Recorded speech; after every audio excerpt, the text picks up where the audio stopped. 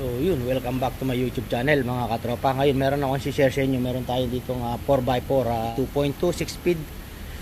Yung issue niya ay bigla na lang nag low power mga katropa. Ayan, XLT 6 speed Ford Ranger. Yung issue niya bigla na lang nag low power mga katropa. So yun nga, biglang bumigay yung power, nag loss power. So tinowing. So in-scan natin. So sa scanner nagkaroon tayo ng code na turbocharger under boost condition. So syempre bago yung lahat, maraming salamat sa pagsuporta sa akin channel, lalong ng mga subscriber, YouTuber viewers, sa mga nagko-comment sa akin comment section. Maraming salamat sa inyo mga katropa sa patuloy na pagsuporta. And shoutout sa Mechanic Group admin, kay Parjan dyan, kay Paring Lugay, Sir Peter Truck, at sa ating mga member na patuloy na sumusuporta sa atin mga katropa. Maraming salamat sa inyo. Sa mga ibang group admin, yan, maraming salamat, at sa inyong mga member, maraming salamat mga katropa. So yun nga, yung issue niya bigla na lang tumatakbo, bigla na lang nag underboost mga katropa. So siguro hindi na makausad, maandar pa naman pero hindi siya makausad. So tinowing ni customer mga katropa. So ngayon i-share ko sa inyo kung ano yung naging issue niya mga katropa, para magkaroon kayo ng idea kung sakaling ma-encounter nyo, kung saan kayo pupunta at kung alin yung i-check nyo mga katropa. So let's go.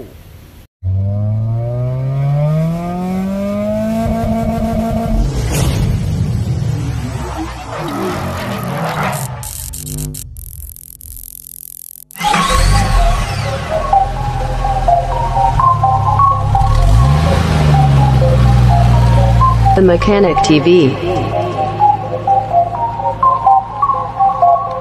Who made this? The Mechanic TV channel, dito ay manood ka. Click mo subscribe button, click yung bell, updated ka sa mga paparating namin na gawain. Alam mo na, subaybayan galaw ni Sir Edgar, manapat The manood Mechanic ka. TV.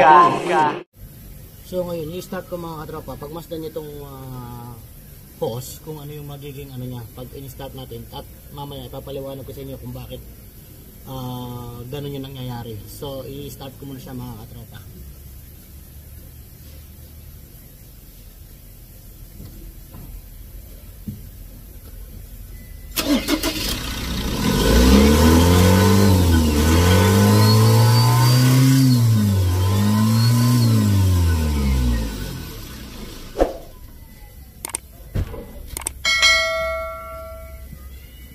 So ayun mga katropa, mapapasin nyo na nagkakaroon ng nag-grip na ganyan yung ating hose mga katropa. So bakit ba siya nag-grip ng yung hose ng ganyan? So bibigyan ko lang kayo ng basic na paliwanag mga katropa. So yun nga mga katropa, nakita nyo naman nagkakaroon ng grip dito. Imbis na pabuga yung ano, pahigup yung nagiging ano. Bakit ba nagkakaganyan? So pagka nagkakaganyan yung hose at na-encounter nyo na lumiliit yung hose na ganyan, na hinihigop ng intake, ibig sabihin walang nakukuhang hangin or walang binibigay na boost si turbo mga katropa, kaya nagkakaroon ng umiimpis yung hose na ganyan mga katropa. Kulang yung hangin, so wala siyang nahihigop na hangin or walang binibigay yung turbo na hangin papunta rito sa ating intake mga katropa, kaya siya nagkakaroon ng ganyan. Yan. So ano ba yung dahilan kung bakit nagkakaroon ng ganyan? Unang-una, yung magiging dahilan yan, pwedeng may problema kayo sa turbo, or pwedeng sira yung turbo dahil hindi na siya makabigay ng boost papunta rito sa ating intercooler, papunta rito sa intake, kaya numinipis ng ganyan mga katropa. So ngayon, yung issue nito ay yun nga, underboost mga katropa, yung issue niya.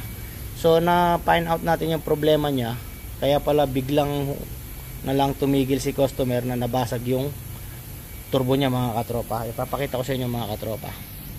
So ito yung kanyang turbo mga katropa. Papakita ko sa inyo kung anong dahilan. Ito is visual checking pa lang naman, pero siyempre visual checking is nakakita nga tayo ng problema. Ayan, kung makikita nyo si turbo, crack yan mga katropa. Ayan, ayan, mapapasin nyo si turbo crack. Ayan, yung mga dugtungan ng 8mm na bolt, crack siya mga katropa. Ayan,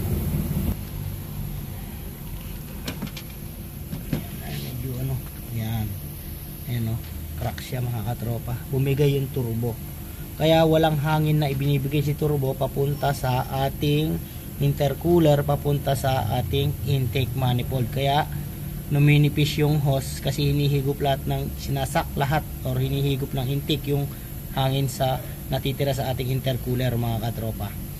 siyempre walang binibigay si turbo, wala siya mahigop na hangin, kaya numinipis yung hose.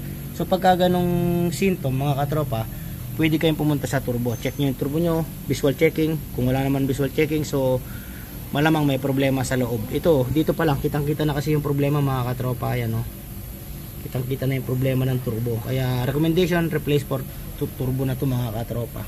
So yun yung concern ni customer, nagbigla na lang siya nag-underboost, yun pala bumigay yung kanyang turbo.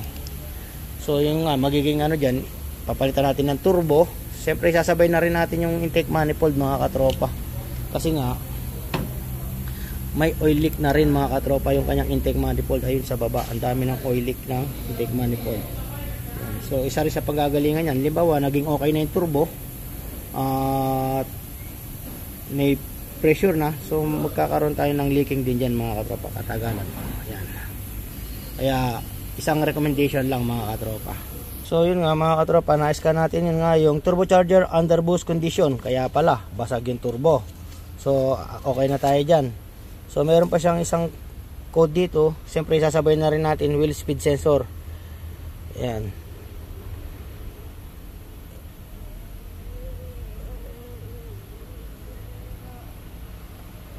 Left front, rear front. So maraming code, puro DTC yung code niya mga katropa, puro sensor. So hindi ko lang alam kasi hindi naman tayo yung nag-scan nito. So i-share ko lang kasi mga katropa kung ano yung natirang code na ano. So kung di ako nagkakamali, yung natirang code sa right front, right front ito. Kasi sabi niya kanina yung tropa natin right front, so kaya papalitan ng sensor sa right front. Ito wala naman, mga inspection na yan kung paano mo inspect yung sensor. So siguro i-inspect niya muna bago papalitan. So yung sa turbo ganun din, meron din tayo ngayon possible cause leakage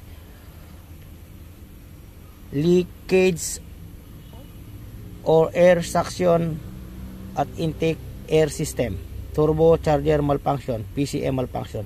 So siyempre nakakita na nga natin visual sa turbo yung problema.